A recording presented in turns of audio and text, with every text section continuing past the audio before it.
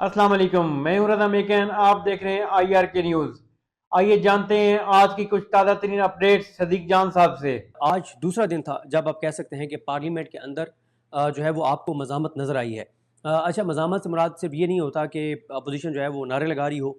Opposition जो है वो आप ऐसे समझें कि ईवान को मछली मंडी का सामान बना कर रखे, बल्कि सख्त गुफ्तगू करना भी मज़ामत है। और ख़ास तौर पे वो सख्त गुफ्तगू जिससे हुकूमत के जो हुकूमती ज़ुमा हैं उनके तन बदन में आग लग जाए और उनको तकलीफ़ पहुँचे, वो ज़ाहिर है वो गुफ्तगू जो है वो बहुत ही ज़्यादा, वो भी एक तरह से मज़ामत के ज़ुमरे में आती है। और फिर आप देखें कि कल तो फिर भी चकधरी साहब की तकरीर बाद में उन्होंने निकलवा ली थी, लेकिन आज तो अभी तक चकधरी साहब की मुकम्मल तकरीर सामने नहीं आ सकी, क्योंकि आज भी चकधरी साहब ने बहुत सख्त गुफ्तगू की है। और कल उन्होंने शहबाज शरीफ के सामने जिस तरह से इस हुकूमत को कहा था कि तुम लोग आर्टिकल 6 के मुर्तकिब हो, तुम लोग गद्दारी कर रहे हो, तुम आइन के गद्दार हो और तुम सब लोग जो है इसकी कीमत अदा करोगे। और शहबाज शरीफ साहब की शक्ल देखने वाली थी। और आज भी उन्होंने सख्त गुफ्तगू की है और उन्होंने स्पीकर को कहा है, बल्कि मौलाना फजल रहमान साहब की भी आज तकरीर सेंसर की गई। अच्छा, आप देखें ना, मैं अभी एक जर्नलिस्ट है उनका ट्वीट देख रहा था कि एक तरफ हम कह रहे हैं कि हम अमेरिका को समझा रहे हैं कि आप अपने अंदर बर्दाश्त पैदा करो, हम ईरान को समझा रहे हैं कि आप अपने अंदर बर्दाश्त पैदा करें, लेकिन हमारे अपने पार्लियामान के अंदर हमारी बर्दाश्त ये है कि हम अपोजिशन की तकरीरें लाइव दिखाने को तैयार नहीं हैं। और आप अंदाज़ा करें कि जो पीटीवी है, जिसके ज़रिए या पीटीवी या पार्लियामेंट के अंदर जो सिस्टम लगा हुआ है जिसके ज़रिए लाइव दिखाया जाता है, ये सारा अवाम के टैक्स के पैसों से चल रहा है। और अवाम ने मैंडेट किसको दिया? तहरीक इंसाफ को दिया। जिनको अवाम ने मैंडेट दिया, उनकी तकारीर लाइव दिखाई नहीं जा रही। ये है इनका असल चेहरा, ये है इनकी असल औकात, कि ये इस हद तक कमज़ोर हुकूमत है। एक तरफ हमें कहते हैं कि ये देखें जी, ट्रंप सुबह दोपहर शाम हमारा नाम लेता है, और ट्रंप ने तो हमारा इतना नाम लिया जितना अमेरिका की तारीख में किसी सदर ने किसी का भी नाम नहीं लिया।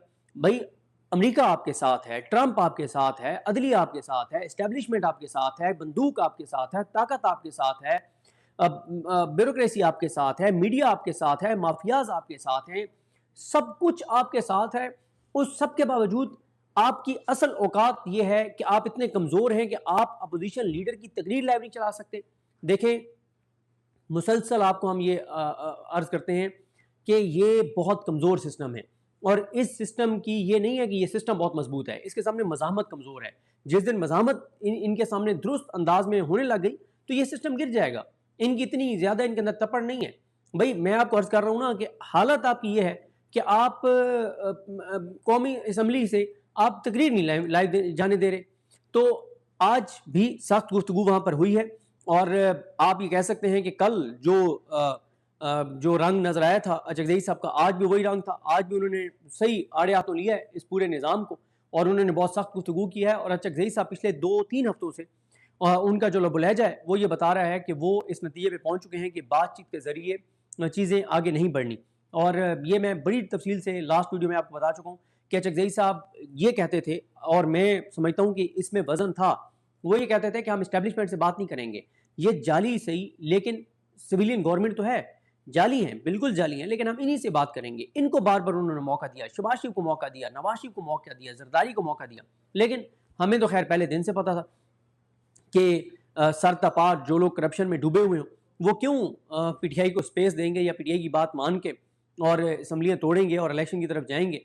तो उनको पता है कि अगर यहाँ पे शफाफ सिस्टम पाकिस्तान के अंदर आ गया, तो जो करप्शन लूट-मार की है, जो बैरून मुल्क असासे और जायदादें बनाई हैं, तो ये सारा कुछ है वो वापस करना पड़ जाएगा। अच्छा, अब आ जाएँ इस बात पर कि अच्छा, एक और अपडेट ये है कि शहबाज शरीफ ने कल जो कहा था कि 2018 का जो इलेक्शन है, उस 2018 के इलेक्शन को भी हम खोल लेते हैं।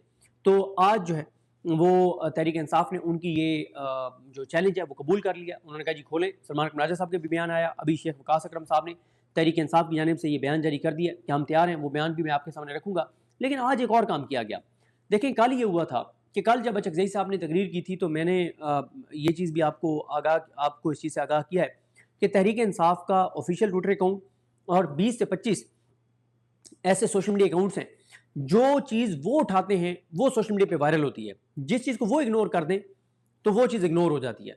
अच्छा, कल पीटीआई ऑफिशियल पे भी क्लिप्स नहीं लगे थे, जो पीटीआई के एक्टिव अकाउंट्स हैं उनके ऊपर भी नहीं लगे थे। तो इसलिए इतना ज़्यादा कोई जगज़ई साहब की तकरीर के ऊपर मोमेंटम नहीं बना था। लेकिन कल लेट नाइट जो है इसके ऊपर मोमेंटम बनना शुरू हुआ और अच्छा खासा बनना शुरू हुआ जब जो सोशल मीडिया हेड हैं मोहम्मद एहसन, उन्होंने व्हाट्सएप ग्रुप्स के अंदर ये चीज़ें भेजी, मीडिया को चीज़ें भेजी, लिख के भेजी, ग्राफिक्स बना के भेजी, क्लिप्स भेजे, ट्विटर पे लगाए और कल लेट नाइट मोमेंटम बनना शुरू हुआ। और इस वक्त तक जो रिपोर्ट है वो ये है कि 1 करोड़ 20 लाख व्यूज़ हैं मुख्तलिफ प्लेटफॉर्म्स के ऊपर अचकज़ई साहब की जो तकरीर है उसके, कल वाली के, आज वाली के नहीं, आज वाली तो अभी सामने नहीं आई, यानी एक वीडियो आज की सामने आई है, लेकिन उसमें भी क्योंकि वो प्रेस गैलरी से शायद जो जहाँ पे बाहर रिपोर्टर्स बैठे होते हैं वहाँ से शायद वो बनाई गई है, तो वो क्योंकि गुफ्तगू भी रिपोर्टर्स आपस में कर रहे हैं तो वो इतनी वाज़ेह नहीं है। अच्छा अब जब ये नज़र आ गया कि आज भी अचकज़ई साहब सख्त खिताब करेंगे और कल की तकरीर का लेट नाइट मोमेंटम बनना शुरू हो गया था, तो आज एक नया ड्रामा किया गया। आज असम्बली के अंदर बिलावल भुट्टो जरदारी जो है वो MQM पे बरस पड़े, MQM पीपल्स पार्टी पे बरस पड़ी, बिलावल भुट्टो नून लीग पे बरस पड़े, नून लीग वाले उनको जवाब दे रहे थे।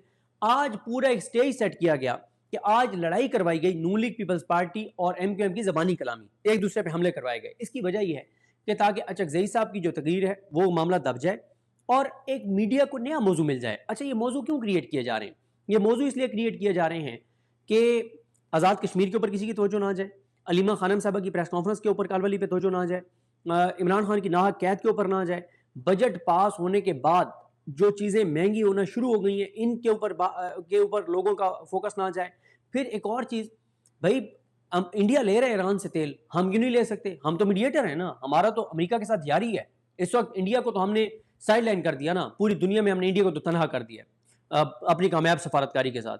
तो हम जो मीडिएटर हैं, हम जो दुनिया पूरी में वाहिद मुल्क जो अमेरिका और ईरान की सुलह करवा रहा है, कितना ताकतवर हम मुल्क, और हम ईरान से तेल नहीं ले सकते, हमारा बॉर्डर लगता है उसके साथ, हम अपने लोगों को रिलीफ नहीं दे सकते, क्यों?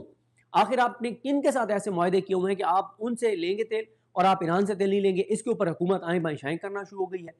और फिर इंटरनेशनल मार्केट में जो ऑयल प्राइसेस इतनी नीचे आ गई हैं, उसके मुताबिक यहाँ पे पेट्रोल और डीजल सस्ते नहीं हैं।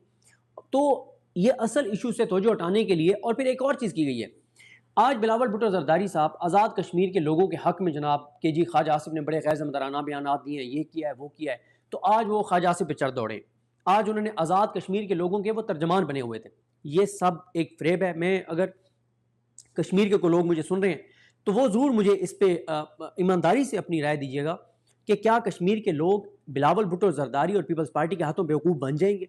जिस तरह से पीपल्स पार्टी के आज मुख्तलिफ रहनुमाओं ने असम्बली के अंदर खड़े होकर और आज़ाद कश्मीर वालों के हक में बात की है, तो क्या इससे कश्मीरी बेवकूफ़ बन जाएंगे?